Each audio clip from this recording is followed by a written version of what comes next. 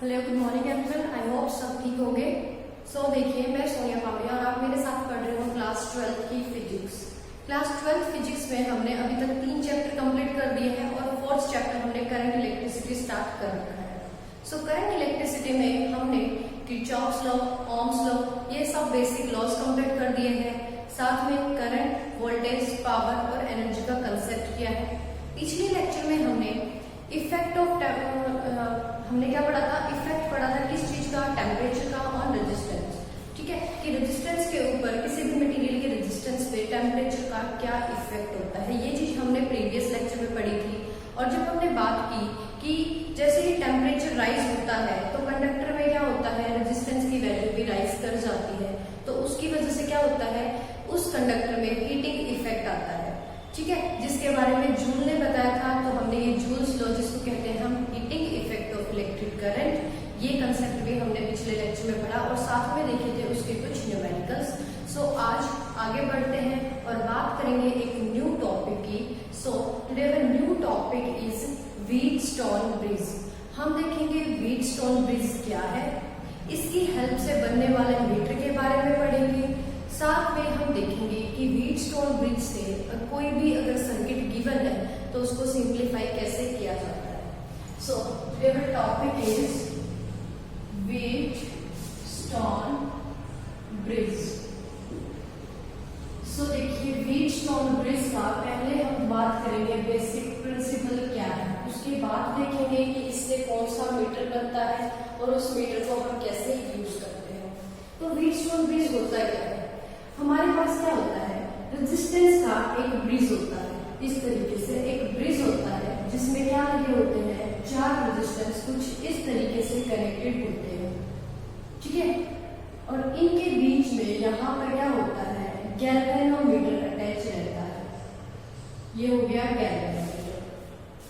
4 resistance का एक इस तरीके से कनेक्ट सेट होता है जिसमें एक बीच में क्या लगा होता है, 2 आर्म्स के अक्रॉस गैल्वेनोमीटर लगा होता है और इन बचती 2 आर्म्स पे हम क्या करते हैं, सप्लाई कनेक्ट करते हैं इस तरीके से। ये हमारा क्या बन गया, व्हीटस्टोन ब्रिज का सर्किट बन गया। यहाँ हमने 20 वोल्ट की सप्लाई दी। तो अब हम क्या मान लेते हैं कि ये 4 रेजिस्टेंस है हमारे पास, तो हम इन 4 रेजिस्टेंस की नेमिंग कर सकते हैं। जैसे मैंने अज्यूम कर लिया ये क्या है, P रेजिस्टेंस है, this is Q, this is R and this is S। ये 4 रेजिस्टेंस है। तो इन दोनों में से इस P और इस Q रेजिस्टेंस को, जिसका मैं नाम दे दूं जो A B C D, ऐसे मैंने जो नोट थे मेरे पास, इनकी नेमिंग मैंने कर दी। कैसे? A B C D इस तरीके से। तो A B के बीच में लगा है P और B C के बीच में लगा है Q। तो ये जो A एंड B के बीच में P रजिस्टर लगा हुआ है और B एंड C के बीच में कौन सा लगा है, Q रजिस्टर। इन दोनों रजिस्टर को हम यहाँ पे क्या बोलते हैं, रेशियो आर्म। क्या बोलते हैं, रेशियो आर्म। ये दोनों क्या है, हमारी रेशियो आर्म। ठीक है, ऑप्शन याद रहेगा। इस तरह का एक सर्किट होता है जिसमें 4 रजिस्टर होते हैं। उसमें से कुछ नोन होते हैं, कुछ अननोन। वो देखेंगे कौन से नोन है कौन से अननोन। 2 आर्म्स के क्रॉस गैल्वेनोमीटर लगाया जाता है और बचते 2 जो पॉइंट बच गए उनपे हम क्या करते हैं, सप्लाई कनेक्ट करते हैं। अब ये क्या है, गैल्वेनोमीटर। अब गैल्वेनोमीटर क्या करता है, जो करंट की डिफ्लेक्शन देता है। जब इसमें से करंट फ्लो करेगा तो करंट किस डायरेक्शन में फ्लो कर रहा है ये भी बताएगा, साथ में करंट की वैल्यू भी बताएगा। तो करंट फ्लो करेगा तो ये क्या करेगा, डिफ्लेक्ट होगा। ठीक है, तो मतलब डिफ्लेक्शन आएगी इसमें, तो उससे हमें पता चल जाएगा कि करंट है तो कितनी वैल्यू का और किस डायरेक्शन का है। किस तरह से होता है गैल्वेनोमीटर में, इस तरीके से एक नीडल होती है, ये पॉइंट होता है, ये पॉइंट है। अगर यहाँ से इस तरफ डिफ्लेक्ट हो गया, ऐसे चला गया, तो हमें पता चलेगा करंट की डायरेक्शन क्या है, ऐसे है, इस तरफ है। अगर ये इस तरफ डिफ्लेक्ट हो गया तो हमें पता चल जाएगा करंट की डायरेक्शन इस तरफ है। ठीक है, तो ये जिस भी डायरेक्शन में डिफ्लेक्ट होता है ये बताता है कि करंट उस डायरेक्शन में है या इस डायरेक्शन में। डायरेक्शन है, ये करंट की डायरेक्शन में डिफ्लेक्ट होता है। और अमाउंट ऑफ डिफ्लेक्शन मतलब कितना डिफ्लेक्ट हुआ, उसके अकॉर्डिंग हमें पता चलता है करंट की वैल्यू क्या है। ठीक है, तो एक डिफ्लेक्टिंग डिवाइस है जो बताता है करंट के बारे में, उसे हम क्या बोलते हैं, गैल्वेनोमीटर। होप सो यहाँ तक सबको समझ आया होगा। तो इस व्हीटस्टोन ब्रिज में ये वाली आर्म और ये वाली आर्म, ये दोनों रेजिस्टेंस क्या कहलाते हैं, रेशियो आर्म कहलाते हैं। यहाँ पर एक रेजिस्टेंस ये है R, तो दिस R रजिस्टर, ये जो R रजिस्टर होता है ये एक नॉन रजिस्टर होता है। क्या होता है, नॉन रेजिस्टेंस होता है। नॉन रेजिस्टेंस मीन्स जिसकी वैल्यू का हमें पता है, इसको हम अपने अकॉर्डिंग वेरी कर सकते हैं। ठीक है, हम क्या करेंगे, इसको वेरी करेंगे ताकि ब्रिज बैलेंस कंडीशन में आ सके। तो हमारे हाथ में सिर्फ ये रेजिस्टेंस है जिसकी वैल्यू को हम अपनी चॉइस से चेंज करेंगे और इस ब्रिज को बैलेंस करेंगे। ठीक है, बैलेंस की कंडीशन में आपको बताऊंगी। ये जो S होता है ये क्या होता है, अननोन रेजिस्टेंस होता है। ये क्या रहता है, एक अननोन रेजिस्टेंस होता है। अननोन मीन्स जिसकी वैल्यू को हमने कैलकुलेट करना है इस ब्रिज को यूज करके। ठीक है, ये फिक्स वैल्यू के रहते हैं, ये वेरिएबल होता है जिसको हम अपने अकॉर्डिंग चेंज कर सकते हैं, और ये वो वाला रेजिस्टेंस होता है जिसको हमें मेजर करना होता है। आई होप यहाँ तक सबको समझ आया होगा। तो देखिए, एक ब्रिज की कंडीशन आएगी बैलेंस कंडीशन। ब्रिज बैलेंस करेंगे किसकी हेल्प से, ब्रिज को हम बैलेंस करेंगे इस रेजिस्टेंस की वैल्यू को चेंज करके। तो जैसे ही ब्रिज बैलेंस हो जाएगा, बैलेंस होने का मतलब क्या होगा कि ये जो गैल्वेनोमीटर इस ब्रांच में, यहाँ पर करंट की वैल्यू क्या होगी, 0। जब गैल्वेनोमीटर वाली ब्रांच में करंट की वैल्यू 0 हो जाएगी तो हम क्या कहेंगे, ब्रिज क्या है, बैलेंस। और ब्रिज बैलेंस है, इसमें करंट 0 है, इसका मतलब ये वाली ब्रांच क्या होगी, ओपन सर्किट। ठीक है, यहाँ पे कोई करंट नहीं आ रहा। कैसे पता चला कोई नहीं आ रहा, गैल्वेनोमीटर में जो डिफ्लेक्शन आ रही थी ना, अब वो डिफ्लेक्शन नहीं आ रही है। जैसे ही गैल्वेनोमीटर में डिफ्लेक्शन आनी बंद हो जाएगी, हम कहेंगे यहाँ पे करंट की वैल्यू 0 है, इस ब्रांच में कोई करंट नहीं आ रहा है। और जब कोई करंट नहीं आ रहा है, इसका मतलब ब्रिज क्या हो गया, हमारा बैलेंस हो गया।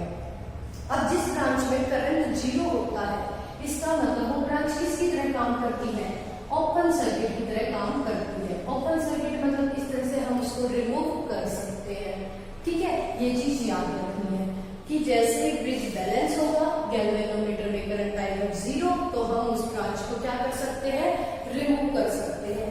तो इस केस में क्या होगा, इस ब्रांच का, इन दोनों ब्रांचेस की जो रेशियो होगी, तो क्या होगा इस केस में, जब ब्रिज हमारा बैलेंस होगा उस केस में P और Q की जो रेशियो है वो इक्वल टू होगी किसके, R और S की रेशियो के।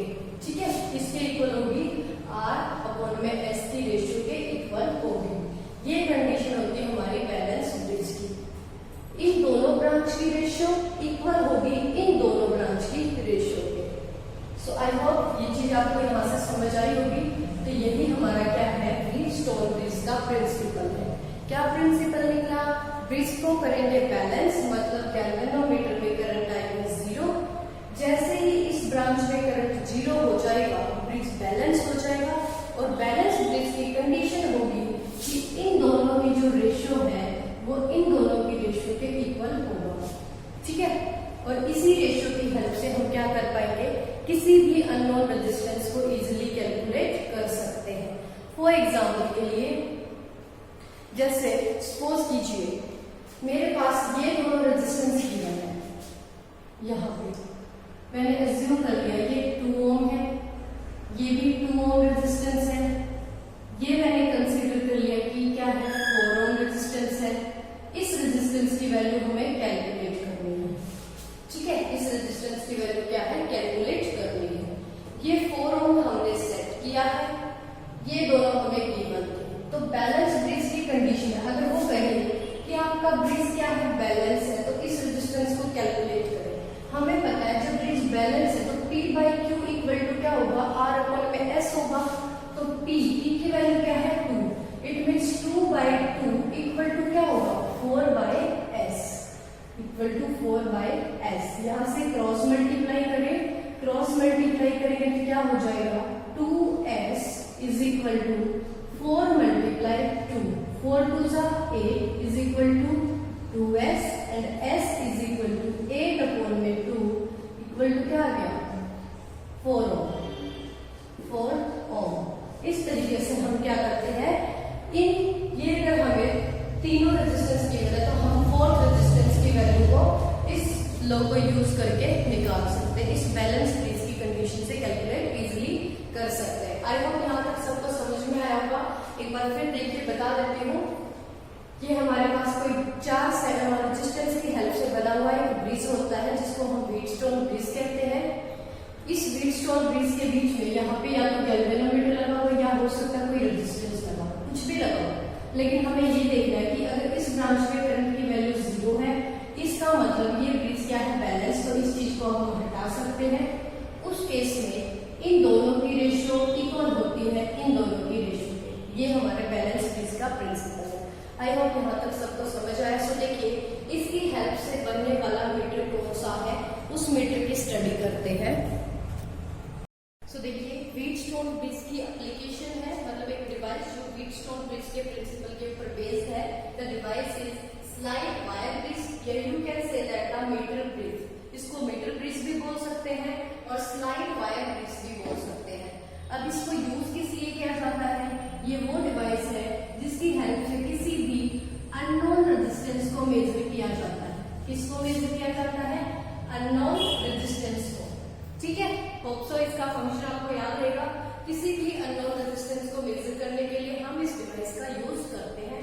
सो बात करते हैं इसकी कंस्ट्रक्शन की कि किस तरह से ये डिवाइस कंस्ट्रक्ट किया जाता है। हमें क्या करना है, किसी भी मेटल के अलॉय की एक वायर लेनी है लंबी सी। ये हमने एक वायर ले ली जो किस चीज की बनी हुई है, या तो किसी मेटल की बनी हुई है या मेटल अलॉय की बनी हुई है। ठीक है, ये अलॉय कॉन्स्टेंटन हो सकता है या मैग्नेटिक। मैक्सिमम इन दो को ही यूज किया जाता है, या तो हम कॉन्स्टेंटन की यूज करते हैं या मैग्नेटिक की वायर को यूज करते हैं। ठीक है, इन दो में से किसी एक की अलॉय की वायर को हम यहाँ पे यूज करते हैं। हमने ये एक वायर ले ली, ये ज्यादा से ज्यादा 3 to 5 मीटर लंबी हो सकती है, 3 to 5 मीटर, लेकिन ऑलमोस्ट 1 मीटर की वायर ये लेके हम चलते हैं। ठीक है, ज्यादा से ज्यादा इतने लंबी हो सकती है, मिनिमम 1 मीटर की वायर ली जाती है। इस वायर को हमने करना क्या है, किसी भी कॉपर की इन रॉड्स या स्ट्रिप्स की हेल्प से इसको फिक्स कर लिया है। ठीक है, इस वायर को हमने क्या किया, स्ट्रेच कर दिया इसके ऊपर, इसके दोनों एंड को कॉपर की स्ट्रिप के ऊपर स्ट्रेच कर दिया इस तरीके से। ये हो गई हमारे पास। फिर करना क्या है, इस वायर के ऊपर इसके बिल्कुल पैरेलल एक क्या लगाना है, मीटर स्केल। यहाँ पर ये क्या लगा दिया मैंने, एक मीटर स्केल इस तरीके से। ये है क्या, एक मीटर स्केल है जो क्या करेगा, इस वायर की लेंथ को मेजर करने के काम आएगा। तो बिल्कुल पैरेलली इसको प्लेस करना होता है। ठीक है, अब से यहाँ तक सबको समझ आया है। हमने क्या किया, एक वायर ली जो किसी कॉन्स्टेंट या मैग्नेट की बनी हुई थी। इस वायर के दोनों एंड्स को हमने, ये हमारे पास क्या है, copper strips, in copper strips की हेल्प से फिक्स कर दिया है ताकि ये क्या हो जाए, इजिली स्टैंड कर जाए इस दो पॉइंट्स के बीच में। फिर करना क्या है, यहाँ पे थोड़ा सा गैप छोड़ना है और एक स्ट्रिप इधर भी गैप छोड़ के ऐसे लगा देनी है। अब इस स्ट्रिप के दोनों एंड्स के बीच में हमने एक रेजिस्टेंस का बॉक्स सेट करना है। सपोज क्या हमने 8 रेजिस्टेंस यहाँ पे सेट कर दिया है। ये 8 हमारा वही अननोन रेजिस्टेंस है जो हमने मीटर ब्रिज में पढ़ा था। ठीक है, ये हमारा क्या है, सॉरी नॉन रेजिस्टेंस है। कैसा रेजिस्टेंस है, नॉन, जिसकी वैल्यू को हम वेरी कर सकते हैं। अब जिस रेजिस्टेंस की वैल्यू को मेजर करना है, उस रेजिस्टेंस को उठा के आप इन दो टर्मिनल के बीच में अटैच कर दीजिए। तो ये हमारा क्या है, अननोन रेजिस्टेंस होगा। होप सो आपको ये मीटर इजीली बनाना आ गया होगा। ये थी इस मीटर की कंस्ट्रक्शन। अब क्या करना है, ये वायर हमने यहाँ पर खींची थी इन दो पॉइंट्स के बीच में, इसके अक्रॉस यहाँ पर क्या करनी है, सप्लाई देनी है। ठीक है, क्या क्या सप्लाई दी EMF की, ठीक है, EMF की सप्लाई दी, इसको ऑन ऑफ करने के लिए यहाँ पर एक की लगा दी जिसको आप स्विच बोल सकते हो, ठीक है।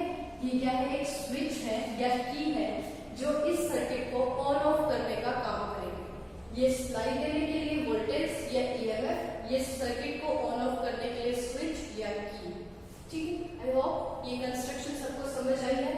सो आगे चलेंगे, बात करेंगे इसकी वर्किंग, ये किस तरह से काम करता है और यहाँ पर ये जो अननोन रेजिस्टेंस हमने लगाया है इसको हम कैसे मेजर कर पाएंगे। सो देखिए, नाम लिखा क्या इसका, स्लाइड वायर। इस वायर के ऊपर स्लाइड करना हमने कुछ, क्या चीज स्लाइड करनी है, वो चीज होगी जोकी, क्या बोलते हैं उसे, जोकी।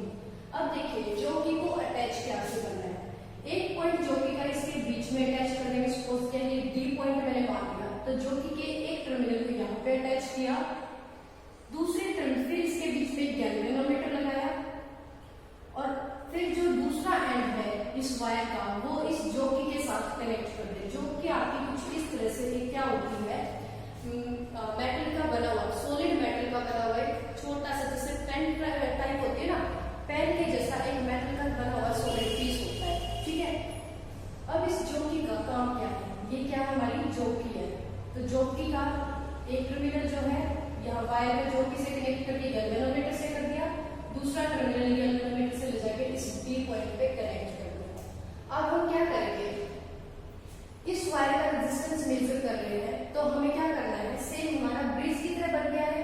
कैसे ब्रिज बन जाएगा ये देखिए, हम करेंगे क्या, इस जोकी को इस एंड से, मैं मान लो इसको ए पॉइंट और इसको बी, ए पॉइंट की तरफ से मैं इसको मूव करना शुरू करूंगी इस तरीके से, इस वायर के ऊपर मूव करते रहेंगे। कब तक मूव करते रहेंगे, जब तक इस गैल्वेनोमीटर में आने वाला करंट क्या नहीं हो जाए, जीरो, ठीक है। तब तक हम इसको वायर पे मूव करेंगे जब तक गैल्वेनोमीटर में करंट की वैल्यू क्या नहीं आ जाए, जीरो। तो मैंने सपोज कीजिए यहाँ से जोकी को मूव करना शुरू किया, इस जोकी को उठा के और इस तरीके से मूव करते रहे और इस पॉइंट पर जाने के बाद क्या हुआ, जैसे ही मैं जोकी इस पॉइंट पर लेके आई, करंट की वैल्यू क्या होगी, जीरो। अब करंट की वैल्यू जैसे ही जीरो हो जाती है, कोरस्पॉन्डिंग इसकी लेंथ को यहाँ से मेजर कीजिए। सो यहाँ पर आते हैं जोकी की करंट की वैल्यू जैसे जीरो हुई, मैंने इस जोकी को यहीं पे रोक दिया और कोरस्पॉन्डिंग क्या करेंगे, स्केल पे उसकी रीडिंग देखेंगे कि कितने सेंटीमीटर पर आकर ये क्या हो गई है, जीरो हो गई है। तो सपोज कीजिए यहाँ से यहाँ तक इस लेंथ की वायर एल है, ठीक है, एल मीटर है। अभी हमें पता 4 सेंटीमीटर 5 सेंटीमीटर, हमने क्या मान लिया, एल सेंटीमीटर है। तो टोटल कितनी लंबी वायर मैंने कहा था, मैंने कितनी लंबी ली है, 1 मीटर, मतलब 100 सेंटीमीटर। तो ये स्केल 100 सेंटीमीटर का था, टोटल वायर की लेंथ थी 100 सेंटीमीटर। जोकी ने क्या किया, अब इस वायर को 2 हिस्सों में बांट दिया। ये इतनी वायर जहां तक करंट की वैल्यू जीरो हुई, ये बचती वायर कितनी होगी, अब ये इधर जो वायर बची, अगर एल मीटर ये है तो 100 माइनस एल क्या होगी, ये वाली बच गई, तो ये होगी 100 माइनस एल।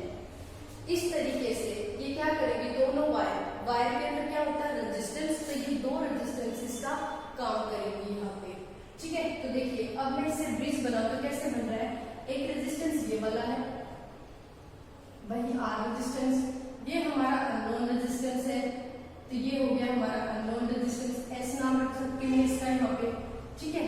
फिर एक एल लेंथ की वायर है जिसका कुछ ना कुछ रेजिस्टेंस होगा, तो ये एल लेंथ वाली वायर मैंने यहाँ पे अटैच कर ली जिसका कुछ रेजिस्टेंस है। फिर एक 100 माइनस एल लेंथ की वायर होगी जो यहाँ पे कनेक्ट हो जाएगी, 100 माइनस एल लेंथ की वायर है, इसका कुछ ना कुछ रेजिस्टेंस होगा। तो इस तरह से ये क्या बन गया, 1 मीटर ब्रिज बन गया है, ठीक है। अब देखिए इसके और इसके बीच में से एक पॉइंट लिया है और एक पॉइंट इन एल और 100 माइनस एल के बीच में से लिया है, एक एल और 100 माइनस एल के बीच में से, एक आर और एस के बीच में से, तो ये आया। तो यहाँ पे क्या लगा हुआ है, तो हम कंपेयर कर सकते हैं ये किसका काम कर रहा है, एक ब्रिज सर्किट का ही काम कर रहा है। जैसे ब्रिज सर्किट गैल्वेनोमीटर की रीडिंग जीरो है, इसका मतलब ब्रिज क्या है, बैलेंस है। तो सेम फिनोमेना यहाँ पे लग गया, यहाँ पे भी क्या हो गया, ये बैलेंस कंडीशन में आ चुका है क्योंकि जी की रीडिंग क्या है, जीरो। तो व्हीटस्टोन ब्रिज का प्रिंसिपल क्या कहता है, अगर सर्किट बैलेंस है, गैल्वेनोमीटर की रीडिंग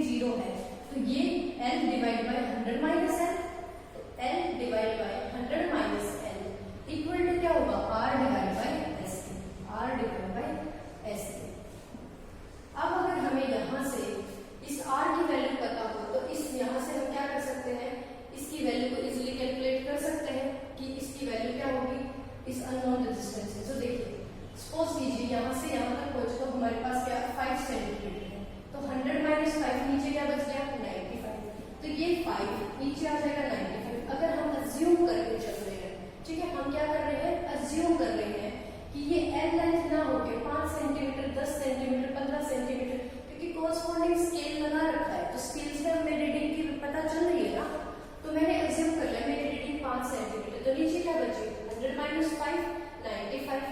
आर क्या है, एक नॉन रेजिस्टेंस का बॉक्स है जिसकी वैल्यू को हम अपने अकॉर्डिंग सेट करते हैं।